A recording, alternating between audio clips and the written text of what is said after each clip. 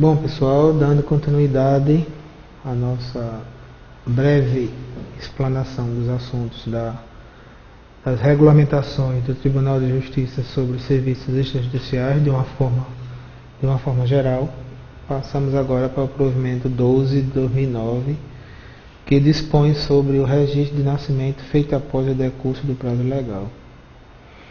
A gente sabe que a Lei 6.015 ela fixou os critérios de expedição dos registros após o prazo mínimo de 15 dias, né? Nós temos aquele prazo de até 15 dias e aquele prazo de 15 a 3 meses, que a lei fala daquela questão da difícil localização, que nós não devemos de considerar aqueles municípios, por exemplo, dentro da Amazônia Legal, que realmente para se locomover de um local para o outro leva muito tempo. Apesar dessa disposição legal, o provimento ele fixou regras imputadas no artigo 46, que o artigo 46 tem a ver com as questões. O curioso é que o artigo 46 tem a ver com as questões da punição disciplinar, né? Está dentro do capítulo, não é dentro do artigo em relação ao prazo propriamente dito, essa variação de 15 dias, de até 15 dias e de 15 a 3 meses.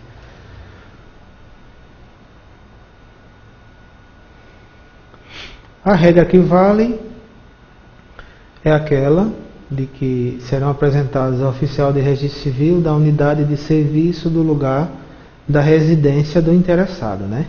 Conforme eu já tinha dito anteriormente, essa regra, infelizmente, ela não é cumprida por conta do problema de deficiência do Sistema Único de Saúde, né? Do qual as pessoas têm que se locomover geralmente para a capital ou para centro de saúde de maior estrutura para darem à luz, né? Como também a mesma regra vale para a questão dos óbitos, né? Que as pessoas não encontram ajuda nas unidades de saúde locais e vão para centros maiores, né?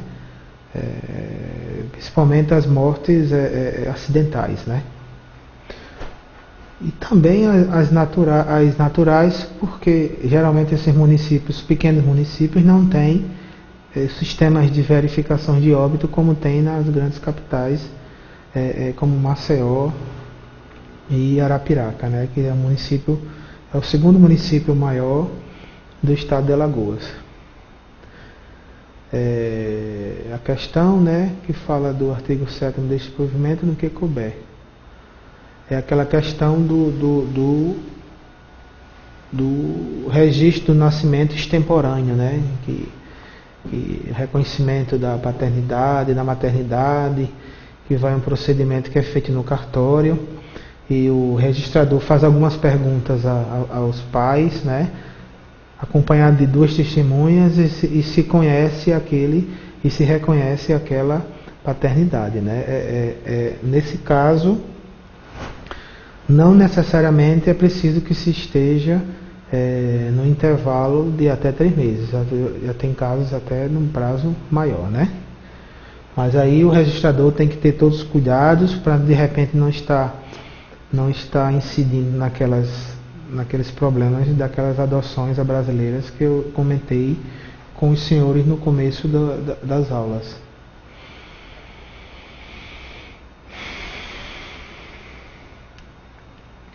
Bom, aqui são as regras, né? Os requisitos que o registrador deve perguntar aos pais quando forem fazer o registro no cartório, né? É bom relembrar que nesse procedimento, em caso de registro já efetuado na égide do Integra Brasil, ficará difícil, né? Já teve caso lá na corregedoria da pessoa ter um registro um registro de nascimento, né? E querer fazer outro em outro local por uma questão de comodidade, né? De não ter de pedir a segunda via. É mais fácil você registrar de novo do que você diligenciar para o cartório onde você efetivamente registrou, que vai dar tempo e trabalho para você conseguir, né? É um absurdo que nós chegamos com relação ao registro civil. Hoje, essas pessoas são obrigadas a submeter geralmente a serviços cobrados por despachantes, que cobram uma fortuna para buscar essas segundas vias, né? E o Integra Brasil ele vai acabar com essa atividade desses despachantes, né? Porque o sistema as pessoas farão automaticamente com a serventia, né? Quando fizerem a solicitação. Pronto, são os procedimentos que o registrador deve ter.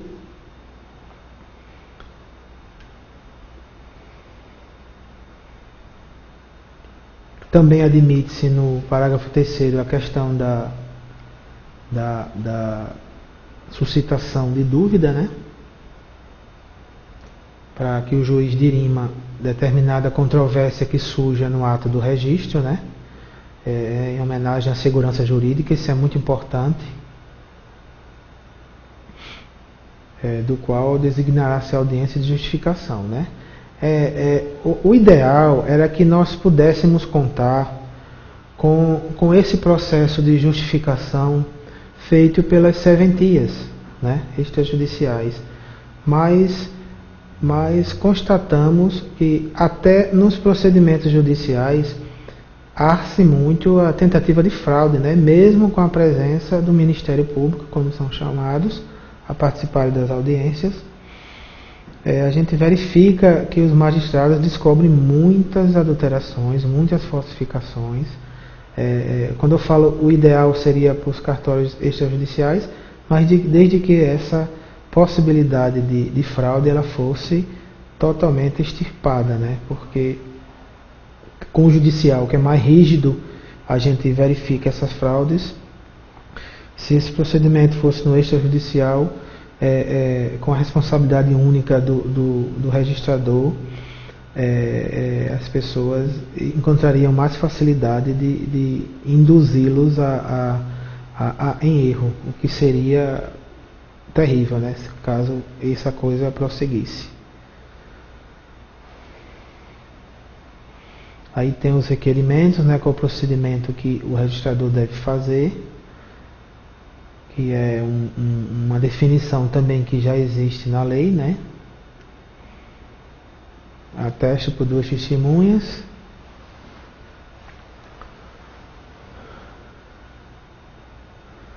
Essa questão do arrogo, né, das pessoas analfabetas, é uma observação que nós constatamos muitas assinaturas a rogo de pessoas analfabetas que não havia a descrição dos dados da pessoa, só a impressão digital, e nós recomendamos os cartórios a identificar a pessoa do qual ele estava suprindo aquela falta de assinatura, né? Não se tinha conhecimento de nada de quem era aquela impressão digital, simplesmente só colocava e pronto. Eu acho que a fé pública não dá esse status, de modo que você deixe uma situação jurídica indefinida. Que é essa questão do artigo 12. No artigo 13, lavrado o assento, no artigo 14... Pronto, é mais esse procedimento que repete aquela regra daquele prazo, né, da 6.015, mas que cria uma sistemática interessante do procedimento, né, um guia para que os registradores civis eles façam o que por sinal eles pouco fazem, né? Eles preferem que judicializem, eles mesmos fazem questão que as partes judicializem a matéria por conta da responsabilidade do magistrado ter mais força nessa hora, né, porque é feito mediante a presença do Ministério Público, né, é verificado várias situações e o título ele fica mais, vamos dizer assim, mais rígido quando se observa os documentos que são apresentados.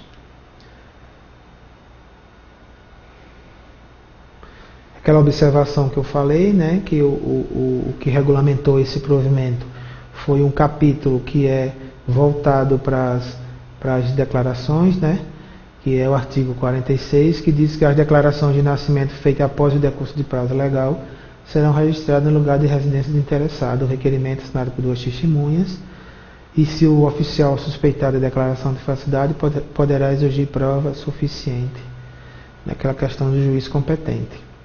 E taxativo, né, dentro do prazo do artigo 50, dentro de prazo de 15 dias, que será ampliado em até 3 meses para lugares distantes, mais de 30 km da sede do cartório. São essas observações. Esse prazo, ele não é, como eu disse, exauriente, né?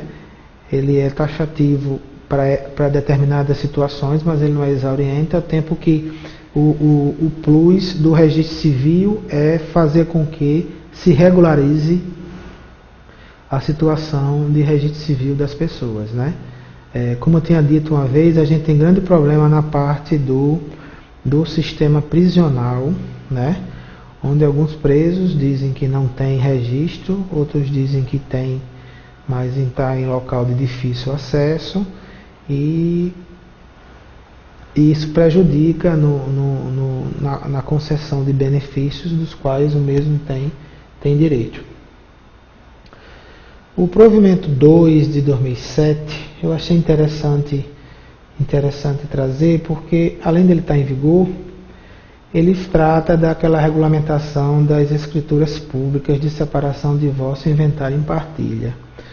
É um assunto muito recorrente, muito recorrente lá na corregedoria, porque nós pretendemos, e estamos num crescente diálogo com a Noreg, visando otimizar esse procedimento, porque os grandes, é claro que nós temos avançado muito na parte das centrais de conciliação, né, no Tribunal de Justiça, inclusive elogiado pelo Conselho Nacional de Justiça, mas nós precisamos pulverizar essa parte de inventário, essa parte de separação, divórcio, principalmente inventário administrativo nos cartórios de notas, né? A gente verifica que isso tem sido muito pouco utilizado pelas partes, né? Porque além de ter de ser acompanhado por um advogado, é um procedimento que não é como o judicial, né? Que tem um rito, um caminho a perseguir, né? É só verificar aqueles documentos, né? Os termos geralmente já estão prontos no próprio cartório, né? É só conferir, é mais conferência de documento do que um procedimento que vai andar como anda num procedimento judicial, muito mais demorado e muito mais dispendioso. No procedimento administrativo, né, aquelas regras que não pode ter menor, né, interessado, porque necessariamente tem que ter a intervenção do Ministério Público, mas é uma ferramenta importante para a gente pensar na perspectiva de diminuir o nosso congestionamento de processos no fórum. Provimento 7 de 2007.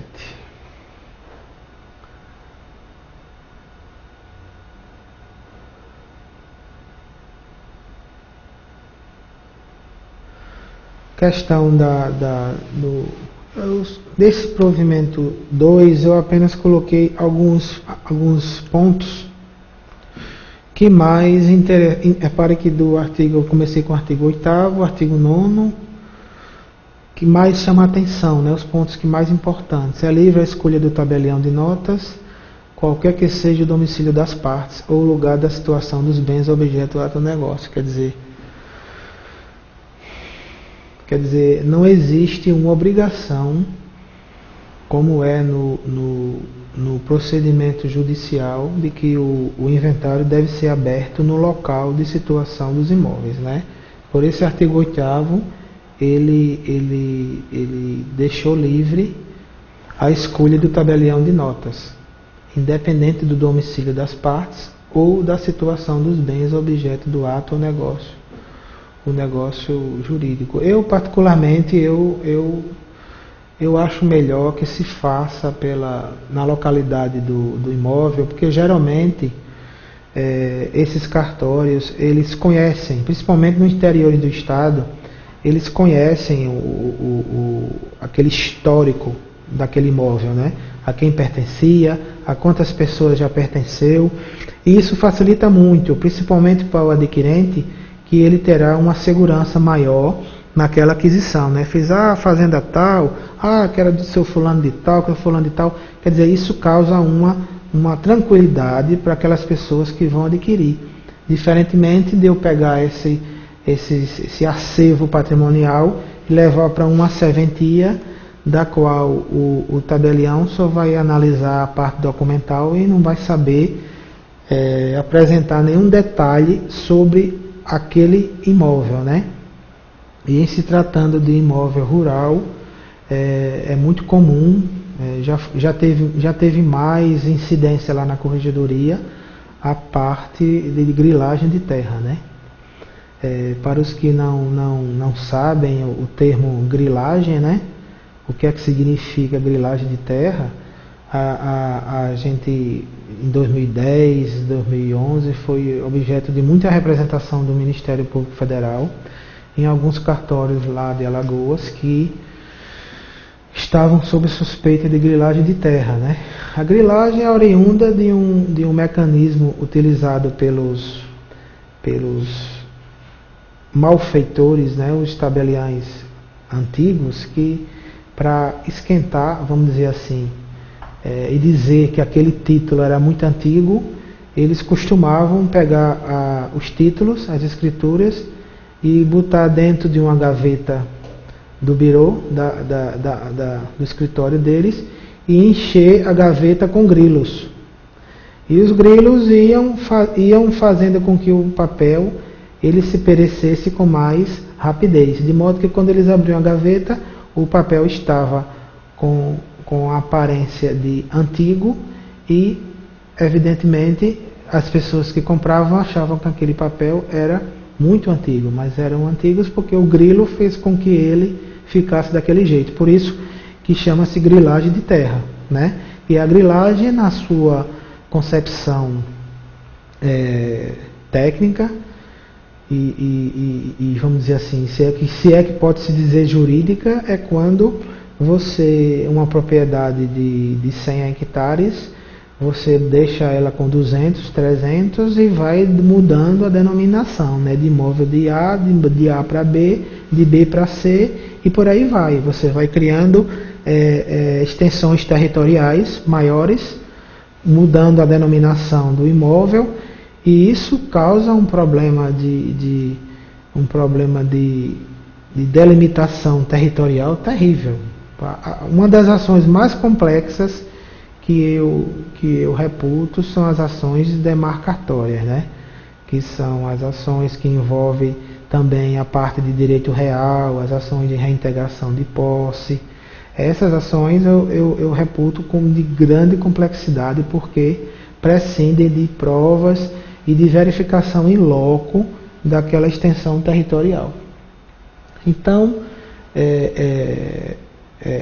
como eu disse, eu sou contra essa parte de praticar escrituras fora do município para o qual recebeu a delegação, por conta desses cuidados, principalmente que os adquirentes devem levar consigo.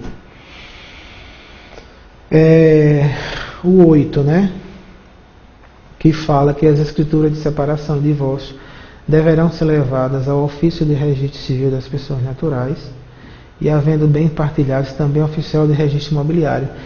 Quer dizer, nas ações de separação e divórcio, quando finalizam, um dos efeitos é que se consigne a margem da certidão de casamento o divórcio, né?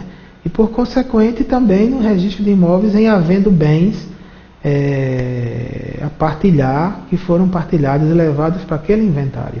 Então, seja no judicial, seja no extrajudicial, essa providência tem que ser observada. Recentemente, nós recebemos um caso de alta complexidade daqueles municípios que eu falei para vocês que estavam em expansão imobiliária grande, né? E que quando a expansão imobiliária vem, carrega consigo o desenvolvimento e carrega consigo as fraudes também, infelizmente. E nós, ao analisarmos a situação da responsabilidade do cartório, que necessariamente, como eu disse a vocês, implica na análise da nulidade ou não do título, porque para a gente poder alcançar uma coisa tem que verificar a outra. Foi constatado, dentre outras coisas, que naquele título original o comprador estava como casado. E na escritura recente e que foi objeto de investigação, o que era comprador e agora vendedor estava como divorciado. Ora, essa situação que não foi observada pelo tabelião, tabelião inclusive que acumula as atribuições de registrador de imóveis, o que faz com que aumente a sua responsabilidade, porque se ele lavra o título, ele vai registrar, a sua responsabilidade aumenta, né? Ele esqueceu, ou alguém não informou a ele, de que aquela observação de que o comprador e posterior vendedor era casado e passou a ser divorciado, essa situação precisava ser resolvida. Precisava ser lançada na escritura, porque não se tem como verificar na escritura do imóvel de mais de R$1.400.000 como ficou essa meação com a antiga esposa dele em relação a esse imóvel. Se ele era o proprietário, um imóvel de 16 hectares, um imóvel grande, como é que ficou essa parte resolvida com a esposa. Então, a questão de se levar as informações ao cartório de registro civil. Nesse caso, em ele se separando, deveria se averbar no cartório de casamento o divórcio, e essa informação sobre o divórcio ter sido levada para a escritura.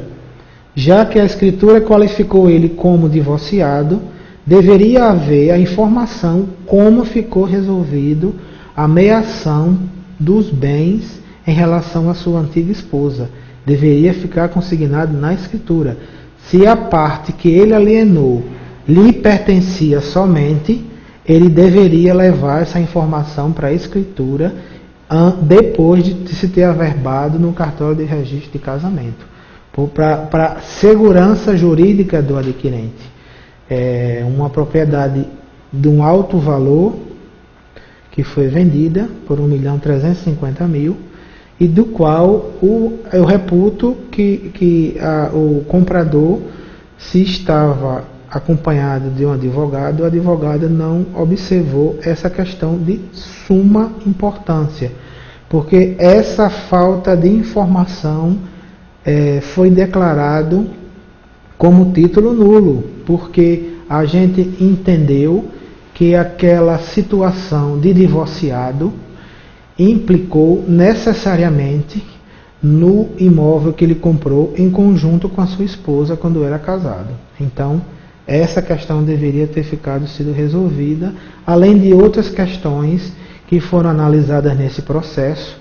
Essa foi uma questão que foi observada porque estava se analisando toda a validade do ato, né? Então foi responsabilidade do notário.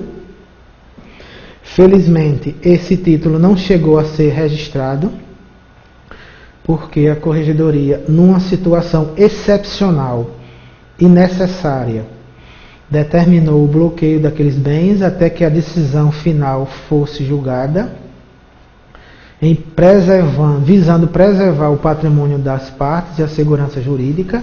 Depois esses bens foram liberados, mas com essas observações e remetido ao juiz do interior para serem apreciadas quando fosse julgar as ações de reintegração de posse que estão ainda em tramitação.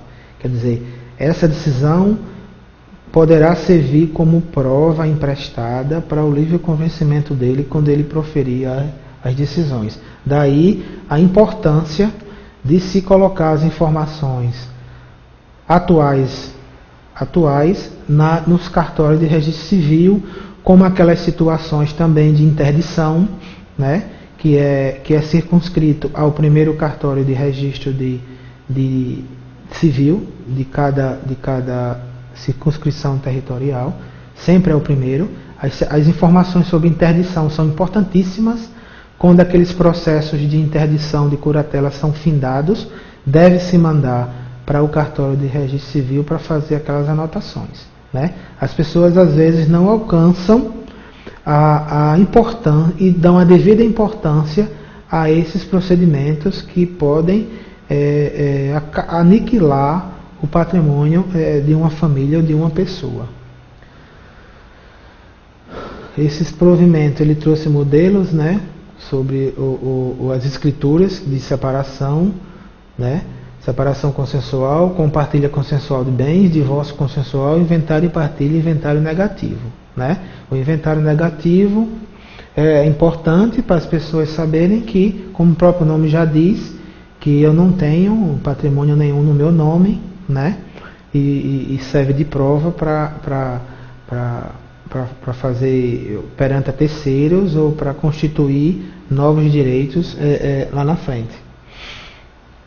Agora vamos passar para a regulamentação do FERC, né?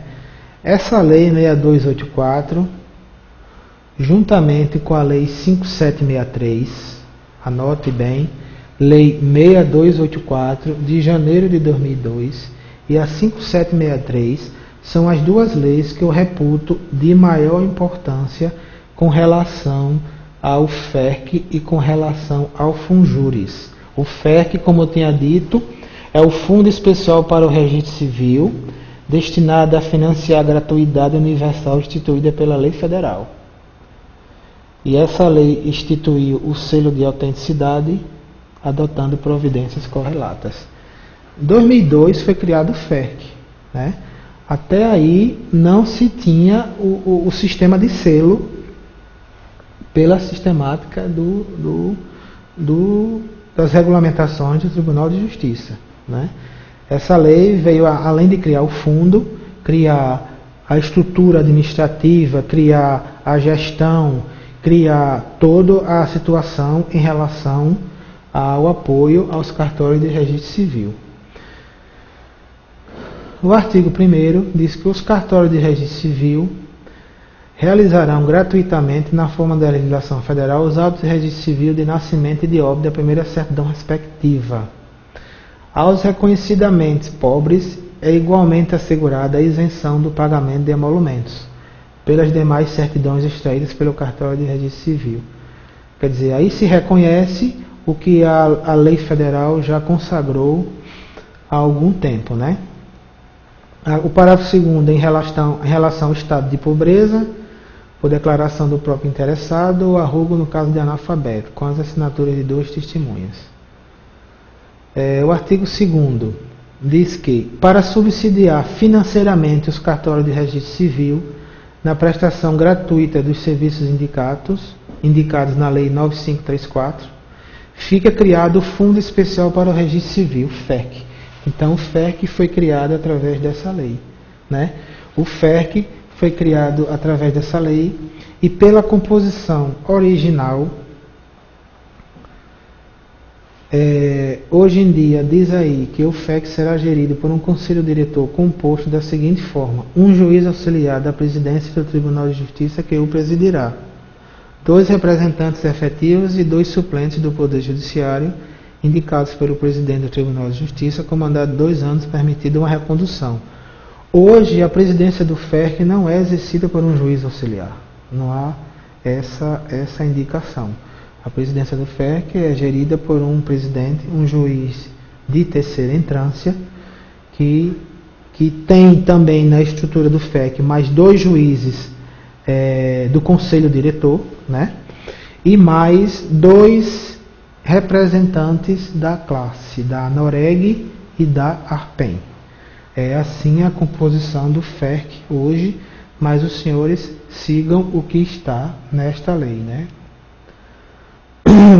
Como tinha falado, um representante efetivo e um suplente da NOREG, por um mandato de 2 anos, permitida uma recondução, e outro da ARPEN, da mesma forma, com mandato de 2 anos e permitida outra recondução. Não há possibilidade de remuneração por conta dessa atividade do FEC, né? Os profissionais que ali trabalham, eles não são remunerados, não recebem gratificação, não recebem complemento salarial. Por essa lei, eles não podem receber renda extra. No artigo 4º, diz quais são as obrigações do FEC, né, que é para resolver assuntos gerais relacionados com a gestão do fundo, aprovação do seu regimento interno, que compete deliberar o FEC, né, dispondo sobre suas atribuições e implementação de suas atividades. O inciso 3, solicitação aos órgãos e entidades da administração pública e entidades privadas de informações, estudos e pareceres sobre matéria de seu interesse. Esse 3, inclusive, quando o FEC foi criado em 2002, foi colocado em estudo a questão da natureza jurídica desse fundo. Hoje em dia, essa matéria está sendo estudada pelo Tribunal de Justiça, né? Porque quando o FEC foi instalado, eles contrataram um parecer de um consultor de direito público sobre a natureza jurídica do FEC, que necessariamente importa numa análise sobre o regime jurídico, né, sobre as contratações, sobre os seus funcionários. E esse parecista, ele disse que o regime era de direito privado. Hoje o FEC é um órgão, né, que tem a sua autonomia financeira, a sua autonomia administrativa. Apenas há a designação dos seus representantes pelo presidente do tribunal a cada biênio, né? Geralmente o atual responsável é mantido porque é uma pessoa muito dinâmica, uma pessoa que já conhece o FEC desde o seu nascedouro, no ano de 2002, e facilita muito esse processo de finalidade jurídica, né? O artigo 5º, ele diz que resolução do conselho diretor, aquele conselho que eu disse a vocês que geralmente sai de 3 juízes, fixará o número de atos a serem pagos a cada cartório de registro civil das pessoas naturais, bem como o seu valor unitário geral, tendo em vista a receita do fundo, assegurado em qualquer hipótese o pagamento de um subsídio mínimo mensal. Aquilo que eu falei para vocês no começo, minha gente, é garantido aos cartórios de registro civil privados, não oficializados, a remuneração de um salário mínimo. O que passar disso, independentemente do número de atos gratuitos que se faça, vai depender da apuração daqueles 85% que eu falei e da arrecadação mensal que o FERC fizer extrair de todos os selos adquiridos naquele determinado mês. Então, o que é certo é a remuneração de um salário mínimo. E o que é variável é o complemento da remuneração com base na arrecadação do FERC. Todo o complemento que é pago é extraído da arrecadação do selo. Não há nenhuma verba que se faça pelo Tribunal de Justiça com relação à gratuidade dos selos. Existia uma tendência deles serem remunerados quando houvessem aquelas realizações daquelas justiças itinerantes, em que eles, além de fazer as providências judiciais, eles expedem as segundas vias, e o tribunal chegou a se pagar algumas vezes, mas isso foi suspenso, o tribunal não paga mais, porque eles são compensados pelo FERC, e é o FERC que banca vamos dizer assim, esse complemento remuneratório. Aí diz que um salário mínimo aos cartórios cujos atos gratuitos praticados durante o mês não atinjam o referido valor. Parágrafo 1º. O número máximo de atos a serem pagos a cada cartório poderá ser aumentado desde que haja receita suficiente por aprovação do Conselho Diretor. É aquilo que eu disse. Vai depender da arrecadação mensal, preservando-se os 15% para o custeio e os 85% para fomentar a remuneração por conta da segunda via dos registros civis. Parágrafo 2º. Caberá ao Conselho Diretor fixar a data a partir de quando os atos gratuitos do registro civil começarão a ser remunerados, dependendo da receita do FERC. O segundo está repetindo, né? Terceiro. Caberá ao presidente do Conselho Diretor a função de ordenador de despesa. Olha que parágrafo contraditório, a meu ver, porque falar de ordenador de despesas, nós estamos falando de regime de financeiro vinculado a orçamento, né? A orçamento público. E, como eu disse, a função do FERC, ele tem características, conforme o parecer do expert sobre a questão da natureza jurídica, sujeita ao regime privado, né? Nós estamos falando aí de ordenador de despesas, que é uma coisa que vai de encontro a esse parecer, né? Devendo assinar em conjunto com outro membro do Conselho cheques e processos relativos à despesa de custeio e respectivas notas de empenho. É outra questão, notas de empenho. E todos os atos necessários ao desempenho desse mistério. É contraditório, mas é o que está em vigor hoje em dia. Fala que as resoluções aprovadas pelo Conselho Diretor serão enviadas para publicação no prazo de 5 dias úteis. Esse artigo 6º é um artigo que é repetido numa resolução do FERC